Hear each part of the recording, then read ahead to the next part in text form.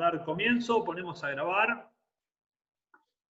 Me gustaría que, por un lado, bueno, gracias a todos por estar hoy domingo también. Y me gustaría bueno, que empiecen a preguntar porque este espacio está hecho para eso. Así que me gustaría que pregunten y de ahí poder ampliar o desarrollar de alguna manera distinta los temas que se desarrollaron en los videos. Así que tranquilo que van a tener tiempo para preguntar todos. Acuérdense de los módulos. Sí, Beatriz. Abra el micrófono, no me pregunte. Hola, ¿cómo están todas y todos? ¿Me escuchan? Hola. Muy bien, muy bien. Bueno, yo terminé el módulo 1 y empecé recién el 2. Voy por la clase 1, digamos, del 2. Pero tengo, no sé si recordás, te dije que doy clases de yoga. Entonces, cuando trabajas la respiración, tus exhalaciones son por boca. Lo que yo quiero, y en el yoga, digamos que a menos que vos hagas una respiración especial, la exhalación es por nariz también.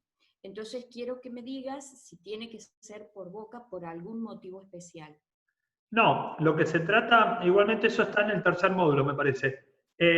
Lo que tratamos de todas maneras, igual, no importa, con la exhalación, es tratar de no obstruir la salida por las vías aéreas. ¿tá? Porque si largamos mucho por nariz va a estar obstruida la salida directamente. Si nosotros exhalamos por boca, no va a haber una obstrucción de las vías aéreas. De esa manera, y como intentamos tratar de relajar y que no haya obstrucción para tratar de generar un mayor estiramiento de los centros teninosos del diafragma, por eso utilizamos esa respiración. Tengan en cuenta, con este sistema no intentamos modificar los otros sistemas, ¿sí? Simplemente lo que intentamos es dar herramientas que favorezcan a los otros sistemas. O sea, porque yo doy una respiración X, no quiere decir que van a tener que cambiar su respiración en yoga o en pilates, que son los sistemas que trabajan en respiración, por una respiración como yo la aplico. ¿Bien? Sino que es una herramienta más para aplicarla dependiendo del momento y la situación. Perfecto. ¿Queda? Entonces, no es necesario que cambies tus ejercicios de yoga. Bien. Sí, si querés aplicarla como herramienta para un buen trabajo sobre todo lo que es la columna cervical y toda la base del diafragma, la vas a aplicar de esta manera. ¿Sí? Perfecto. Sí. Un par de preguntas más pueden ser. Dale. Cuando trabajaste pies, sugeriste, aunque no aclaraste, no avanzaste más, que la extensión, como hace el bailarín, no estaba recomendada, o yo interpreté eso. La extensión del empeine, perdón. La extensión del empeine. Eso lo vamos a ver en el 3. Bien. Una pregunta más y basta. Dale. Cuando trabajás en la posición cuádruple o de rodillas, trabajás con flexión de los dedos, no con extensión del empeine. ¿También en el 3? No. Sí. Porque responde todos los ejercicios. Responde todos los ejercicios y no te los voy a poder mostrar ahora. Está bien. No. Porque me va a llegar. Esas eran las dudas que tenía, porque todo al 3. digamos que es algo que se mantenía en el tiempo y no habías aclarado. Entonces digo, ¿por qué será? ¿Para qué será? Y ahora hablamos porque, bien de lo que es extensión de tobillo, que es un tema para especificarlo bien. ¿Sí? Perfecto. Bueno, espero, no hay problema. ¿Alguna otra preguntita? No, nada más, muchas gracias. ¿Alguien más? Apago mi...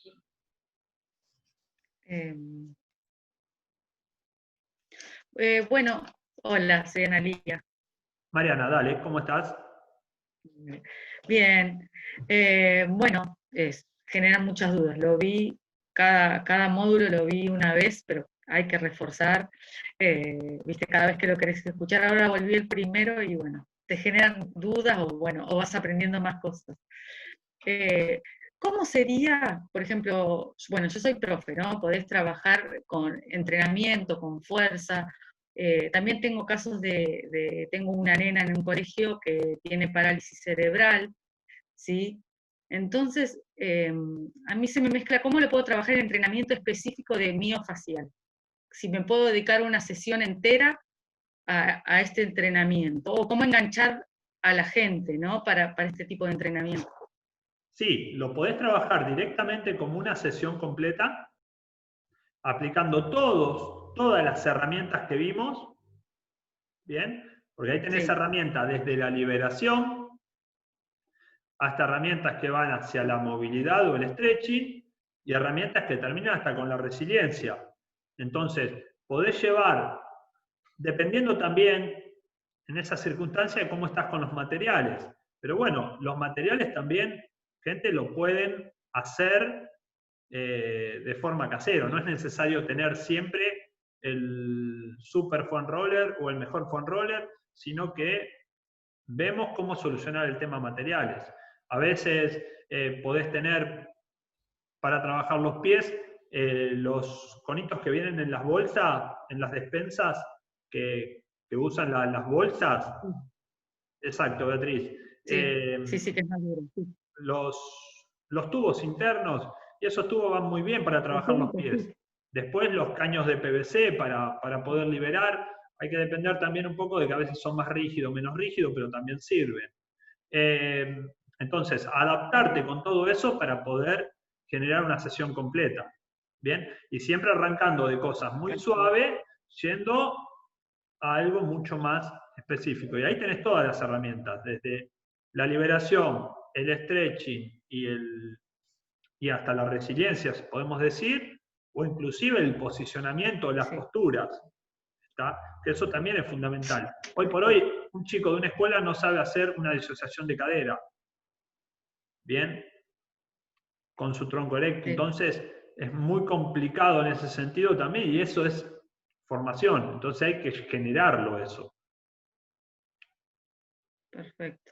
Entonces, tranquilamente... Sí, por ejemplo, en una de las técnicas era micromovimientos. Exacto. ¿Sí? Eso de... Sí. Bueno, es cuando las personas por ahí tienen limitada la capacidad de movimiento, a eso se puede trabajar mejor ahí, más lento, lo trabajás. Siempre lo podés trabajar en micromovimiento, con aquellos que estén limitados o con aquellos que no estén limitados. ¿Bien? ¿Por qué? Porque el micromovimiento te da una enseñanza corporal y te da una esquematización que no te la da un movimiento gigante. Vos podés realizar un movimiento grande, una circunducción de brazo. ¿Bien? ¿Qué sentís? Sí. Nada, la puedo realizar.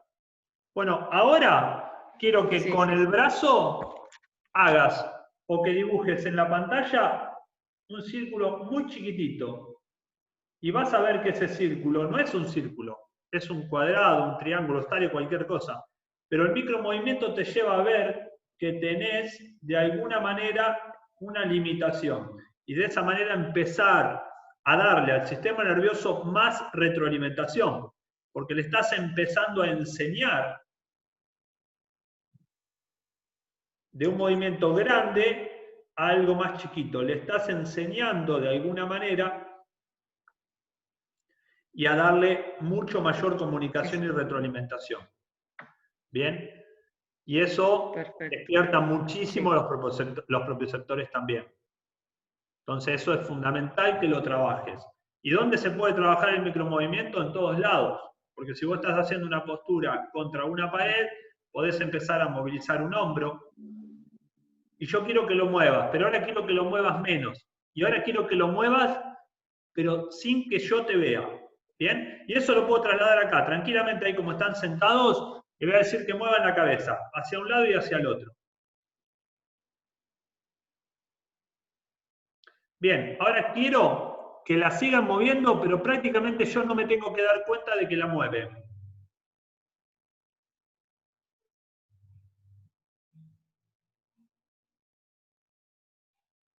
Pero sigo moviendo. Bien, fíjense que para un lado van a tener como que mueven un poquito más y para el otro lado un poquito menos. ¿Sí? ¿Lo notan que para un lado a veces van un chiquitín más y para el otro es como que ni bien inician el movimiento ya están percibiendo? Sí. ¿Bien? Esa diferencia, ¿saben por qué es? ¿Cuál es el lado afectado? ¿El que mueve más o el que mueve menos?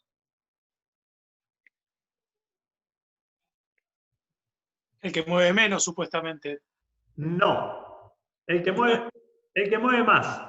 ¿Saben por qué? Porque la información de que estoy moviendo tarda en llegar. ¿Por qué? Porque los propioceptores están trabados. No es que tenga una limitación, sino que yo para un lado muevo más porque no me estoy dando cuenta de que estoy moviendo. ¿Bien? Cuando yo me doy cuenta de que estoy moviendo es porque ya moví suficiente.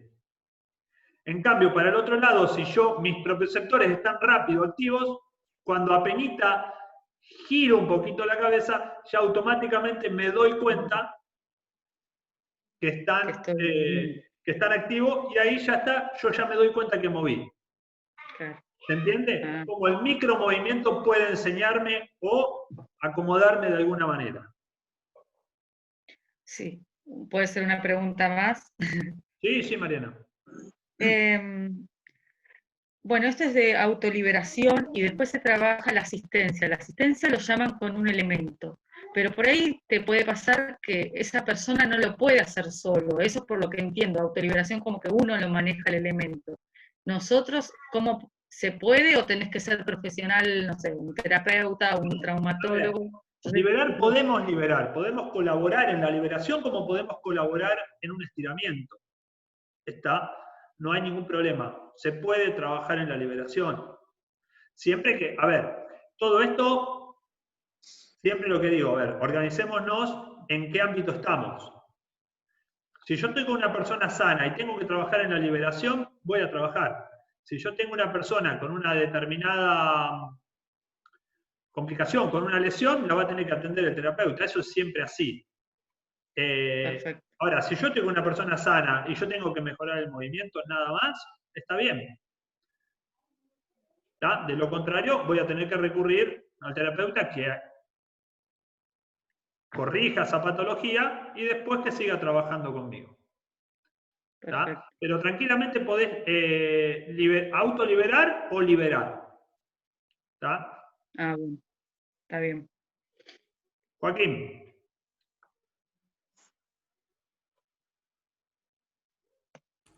Bueno, no sé si se escucha. Buenas tardes para todos. Sí, Joaquín, se escucha muy bien. Un gusto conocerlos. Bueno, mi nombre es Joaquín, soy de Gualeguaychú, Entre Ríos.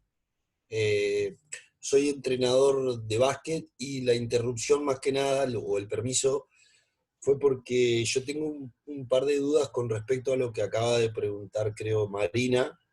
Y, por ejemplo, a mí me sucede con mi mamá, mi madre tiene 73 años, ¿está bien? Y ella no tiene la fuerza suficiente para levantarse el espacio mínimo que hay que levantarse para utilizar, por ejemplo, el foam roller, ¿sí? Tampoco tiene la elasticidad como para autoliberarse ella sola. Es muy parecido a lo que planteaba Marina, pero la pregunta mía es, porque me ha sucedido con gente por ahí no tan mayor como mi mamá, que le suele doler o molestar el apoyarse para utilizar el foam roller, ya sea en un gemelo, en un isquiotibial o en un cuádriceps. ¿Se entiende lo que quiero decir? Sí. En ese caso, Mario, la pregunta es, ¿conviene que lo autolibere yo hasta que agarre confianza, digamos? Porque, ¿se entiende? Les duele acá, por ejemplo, me plantean de que no, que estar así me molesta. Sí, porque vamos a tener mucha gente mayor que vamos a tener que adaptar mucho las posturas. Muchas de las posturas que dimos en el segundo módulo de liberación responden a posturas para una persona que está en un nivel normal, un estilo ya fitness, o sea, está entrenando en el gimnasio con cualquier método, pero entrenando en un gimnasio, sea con pilates, con yoga, con lo que fuera, o pesas o lo que sea. ¿Bien? Cualquier entrenamiento de fuerza, funcional o actividades de fitness, ¿no? Pero bueno, después tenemos situaciones en las que hay gente que no puede sentarse en el suelo, no puede ir hasta el suelo. ¿Bien? Entonces, esas situaciones vamos a tener que recurrir a todo lo que sea adaptación, pero siempre siguiendo los mismos principios. Respecto del dolor, lo que habíamos hablado del dolor. ¿Bien? O sea, la idea de esto, por eso yo le enseño muy bien y le explico todo muy bien lo que es la propiocepción en sí. La idea de la propiocepción es aplicar una presión. La fascia no entiende básicamente de la marca del foam roller. La fascia entiende que hay una presión y eso va a producir una relajación. Exacto. ¿Está? Entonces, yo, mientras aplique una presión sobre esa persona con cualquier elemento o en cualquier postura, ya estoy trabajando en ese sistema de liberación miofacial. ¿Bien? Entonces, si tengo que asistirlo, tengo que cambiar la postura, tengo que hacer lo que tenga que hacer, siempre que respete el principio de presión y de dolor para con esta persona, voy a estar trabajando bien. Bien. Mario, te molesto con 2 preguntas más, así me quito una pequeña duda también. Yo lo utilizo al entrenamiento miofacial, lo empecé a utilizar con los niños, alumnos de básquet, pero que comprenden desde los 12 hasta los 19 años.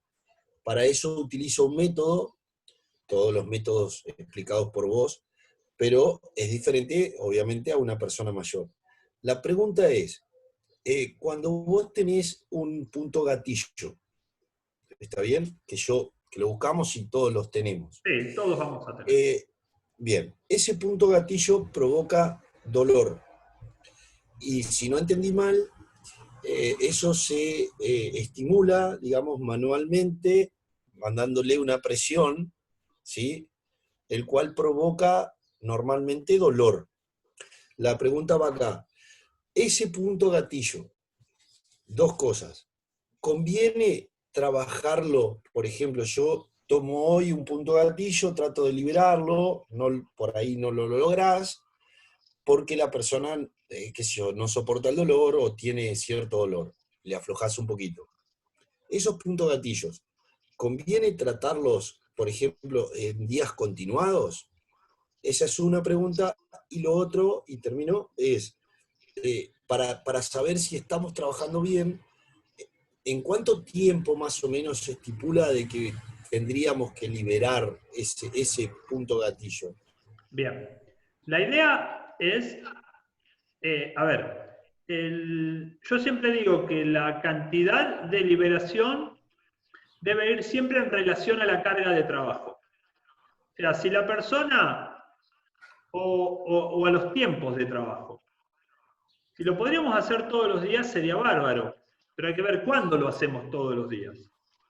Con una persona que trabaja, que hace un trabajo con nosotros, por ejemplo, ¿no? Que hacemos casi 50 minutos de autoliberación, específico con una persona que viene en un estado crítico ya, la idea es trabajarlo unas 2-3 veces por semana.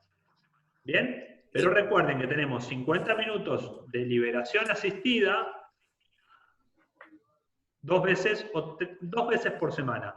3 a veces me parece demasiado. Cuando hacemos 3 es porque dividimos las sesiones en sesiones de media hora en vez de 50 minutos. ¿Bien? Pero después, tenemos deportistas que entrenan todos los días y tienen una carga permanente.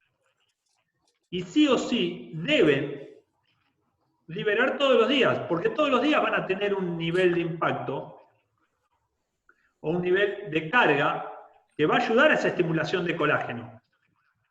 Entonces yo lo que tengo que hacer es diariamente descargar la carga que yo ya tomé. ¿Se entiende? O sea, si yo me entreno durante 1 hora, tengo que liberar. Ahora, si yo entreno 2-3 veces por semana, y por ahí no sería tan conveniente hacer liberación 5 veces. No me va a hacer mal, esto que quede claro, no es que me va a hacer mal, pero por ahí es redundar en un trabajo donde hoy por hoy los tiempos los tenemos que tratar de optimizar lo mejor posible. ¿Se entiende? Bien. Entonces, preferible a veces hacer otra cosa. ¿Por qué? Porque seguramente esa persona también, o sea, recuerden que hablamos de facial, hablamos de todo. Hablamos de trabajos de lo que es todo lo que es la estabilización, trabajos de lo que es la liberación en sí, trabajos de resiliencia para aplicar justamente los tendones. Entonces, la idea es ir aplicando las herramientas y distribuirla lo mejor posible tratando de optimizar todo. ¿Por qué? Porque son tantas las cosas, es muy difícil después repartirlas en el tiempo. Entonces digo, sí, hago 5 días a la semana esto, pero también tengo que hacer 5 días esto, y también 5 días esto, y cuando quiero acordar tengo todo el día ocupado en el desarrollo de mi físico. ¿Se entiende? Bárbaro, bárbaro, gracias. Pero la idea es distribuir todas estas cargas de trabajo. Si puedo trabajar todos los días un poquito, está bárbaro. Para la autoliberación, todos los días un poquito es lo mejor. Un poquito que puede ser siempre después del entrenamiento o antes de irme a acostar. ¿Por qué? Porque me va a relajar. Eso es lo que respecta a autoliberación. Porque me va a relajar y puedo dormir más relajado. También.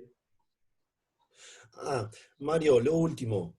Si yo tengo una persona que fue deportista, ¿verdad? Tiene 50 años. Esa persona sufrió una cirugía, una operación de ligamento cruzado, ¿está bien? Y lo que le hicieron muy, muy mal es la rehabilitación, ¿está? Él perdió movilidad al poco tiempo de ser operado. La consulta es, ante esa situación, ¿se puede hacer un trabajo, digamos, después de 10, 15 años que fue maltratada, digamos? Bueno, ahí te respondo un poco también la pregunta anterior. Ok. Medio quedamos. ¿Qué pasa con los puntos gatillos? ¿Qué pasa con la fibrosis? Bueno, ahí tenemos que comenzar a trabajar sobre todos los puntos gatillos, sobre la fibrosis, para poder empezar a hacer el camino de reversa, ¿no? O sea, sacar toda esa acumulación de colágeno que se dio y poder devolverle a esa persona la movilidad. Y acá el trabajo va a tener que ser mucho mayor en lo que es liberación que, por ejemplo, lo que sería fuerza. Porque yo tengo que tratar de quitar toda esa fibrosis, que seguramente su gemelo debe estar súper tenso, que su cuádriceps también debe estar súper tenso. Entonces, quitar toda esa tensión, debo tener que prestarle mucho más atención en primera instancia a todo lo que es trabajos de liberación y no tanto a lo que serían trabajos de fuerza, por ejemplo. ¿Bien? Entonces tengo que tratar de liberar y trabajar en la movilidad, por supuesto. Siempre de manera controlada.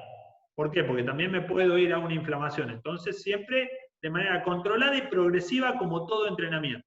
O sea, si yo empiezo a entrenar para salir a correr hoy, no voy a salir a hacer 20 kilómetros. Voy a salir y voy a hacer 3 kilómetros, 4 kilómetros corriendo. Pero no voy a hacer 20. Bueno, con esto es lo mismo. No voy a hacer 2 horas, sino que voy a hacer un trabajo acorde a esa persona. Y con el tiempo ir aumentando las cargas. Las cargas de liberación, ¿cómo se aumentan? Con mayor presión, con mayor tiempo, ¿bien? Con mayor profundidad. ¿Está? Pero todo tiene que ir progresivo en el tiempo. Bien, ¿alguna otra preguntita? Mario, ¿qué tal? Yo tengo una pregunta. Dale, Pedro. Mil disculpas que no tengo la cámara, que no la puedo activar. Bien, yo soy entrenador de tenis, tengo nenes de 8 a 10, 11 años, que ya están iniciando en la competencia, con no un nivel alto, pero ya están como iniciando un poco la competencia. Y lo que me quedó ahí medio dando vueltas es lo que aclarabas de la entrada en calor y lo que es la elongación, con los mecanismos que nombrás en el video.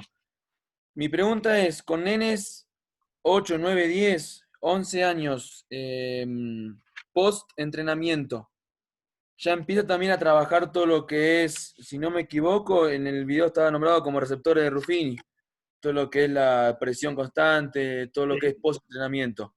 ¿Con nenes de esa edad también ya se puede empezar a trabajar eso? Sí, lo que tenemos que tener en cuenta cuando trabajamos con chicos, lo único que tenemos que tener en cuenta es no generar dolor.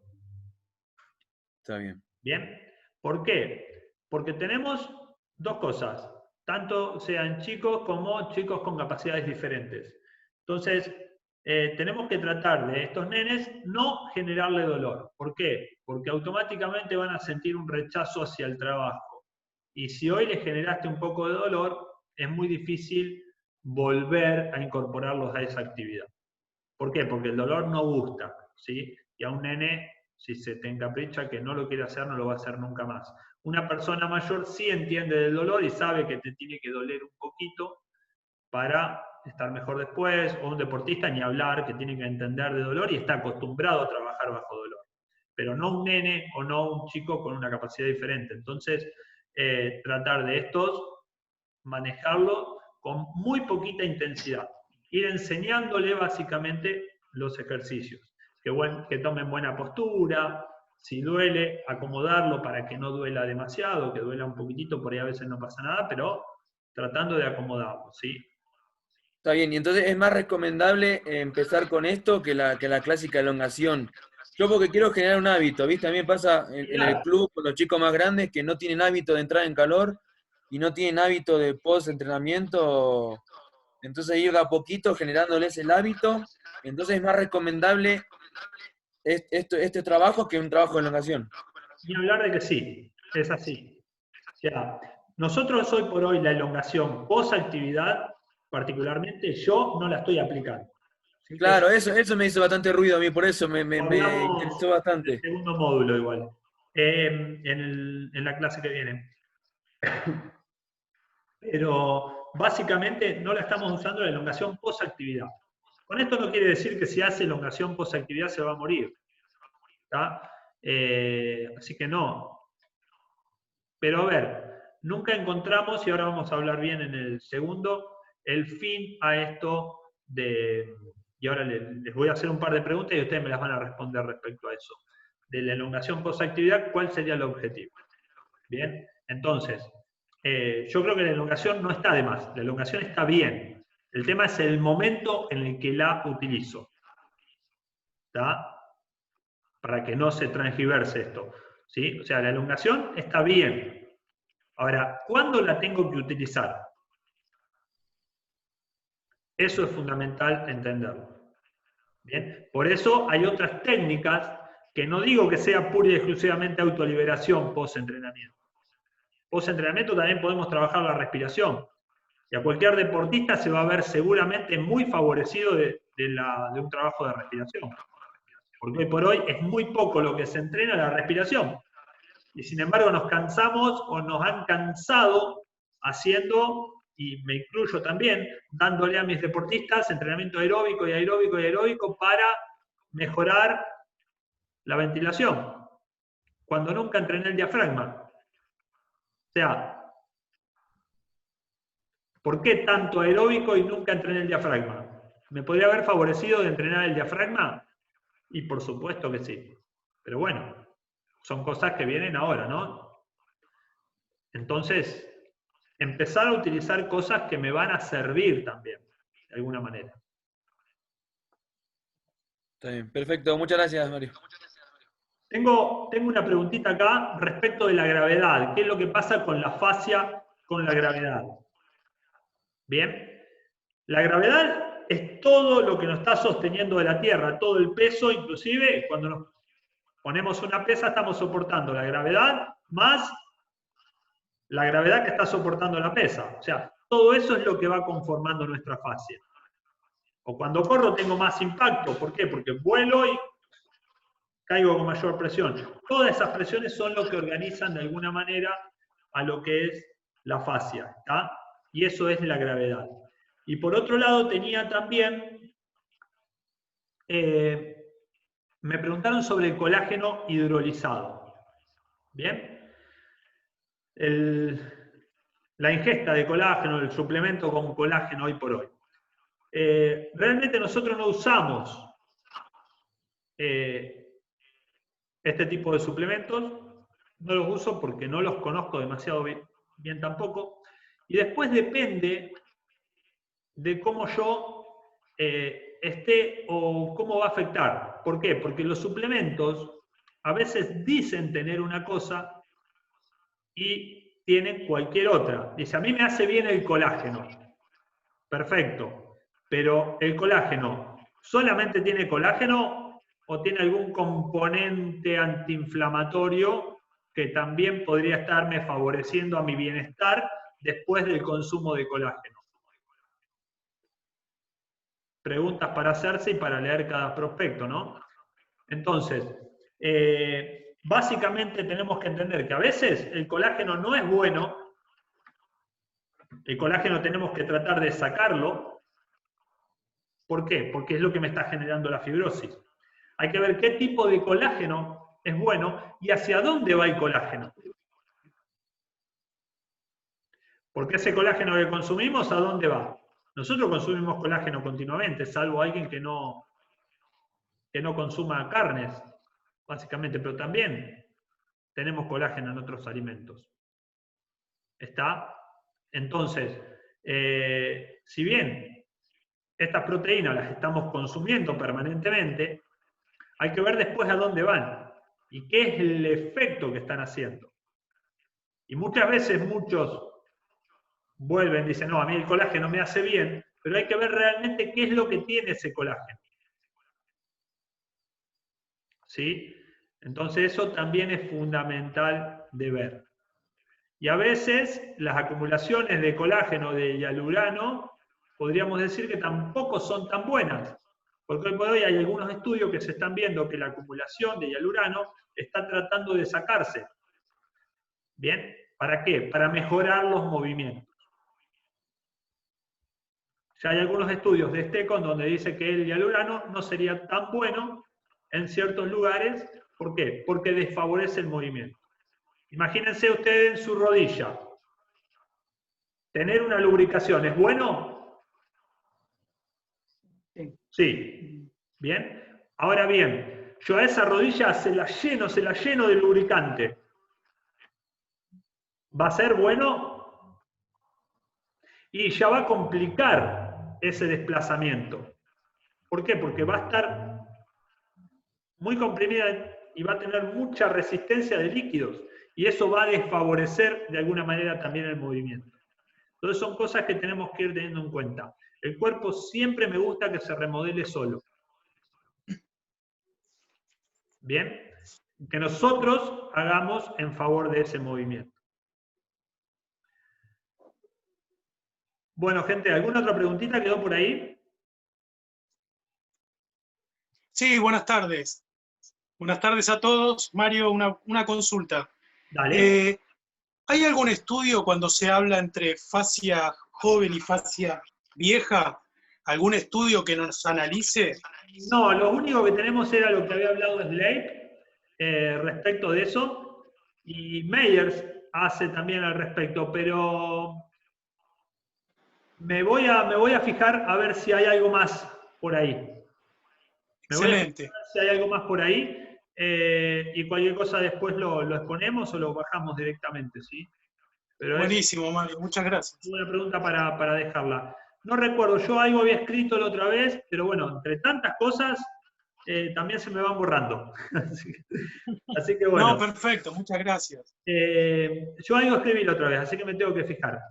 Bueno, gente, nos vemos en el segundo módulo, los que están en el segundo módulo, así que en un rato estamos. Terminamos de grabar acá, si ya después la subimos para la gente que no pudo estar, y nos encontramos en un ratito en el segundo módulo. Excelente. Bye, bye. Gracias.